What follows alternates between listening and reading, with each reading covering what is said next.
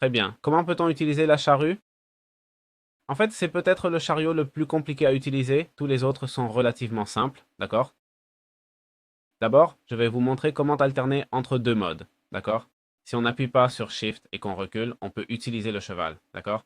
Et maintenant, si je bouge, comme vous voyez, je me déplace très vite. Que se passe-t-il? Quand il y a des changements de hauteur, le chariot peut se détacher. Je vais essayer de le sélectionner avec un autre type de chariot. Je répète, quand il y a beaucoup de dénivelé, regardez, vous voyez, là, il s'est détaché. Comment éviter cela? En allant plus lentement avec le chariot. Alors, maintenant, comme vous voyez, je vais beaucoup plus lentement. Comment je fais? Eh bien, on alterne simplement. J'appuie sur Shift, cette vitesse se désactive, et j'appuie encore, elle se réactive, d'accord? Ça dépend de ce qu'on cherche ou de la planéité du terrain. Donc, je vous recommande d'aller doucement avec ce type d'outil. Ah, bon, même si ça tient assez bien, on peut aller assez vite. Mais regarde, là, il a décroché par exemple, d'accord? Gardez ça à l'esprit. Ensuite, voyons comment ça fonctionne concrètement. Bien, si on s'accroupit et qu'on fait un clic droit, comme vous voyez, on peut placer différents outils, d'accord? Quel type d'outils peut-on utiliser? Théoriquement, on devrait pouvoir mettre simplement des ou. Ici, ça dit qu'on peut aussi mettre des épées. Ou du moins, ça me laisse le faire. Mais comme vous voyez, ça ne fait rien. Je ne sais pas si je fais apparaître un poulet et que je passe dessus. Non, rien ne se passe. Vous voyez?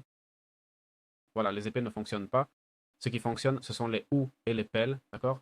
On dit aussi que dans certaines versions, la hache marche aussi. Je ne sais pas si c'est vrai.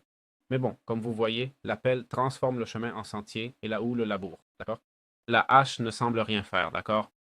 Pas question d'y penser. Et voilà, c'est comme ça que ça fonctionne. D'autre part, comme vous l'avez vu, clic droit pour la lever et clic droit pour la baisser. Bon, c'est assez intuitif. En gros, si elle est levée, ça ne marche pas, pardon, et si elle est baissée, ça fonctionne. L'idéal serait d'y mettre trois types de houes. Vous pouvez mettre celle en bois, pas besoin des meilleures puisqu'elles ne s'usent pas, d'accord? En fait, je vous conseille de mettre les pires sous que vous avez. Ce n'est peut-être pas le plus joli, mais c'est le plus efficace. Et voilà, avec ça, on aurait couvert tout le mode Asti Korka. C'est un peu difficile à prononcer, non? J'espère donc que ça vous a plu. N'oubliez pas que dans la description, vous avez mon cours d'IA qui devient de plus en plus important et on se retrouve dans de futures vidéos. Ciao ciao!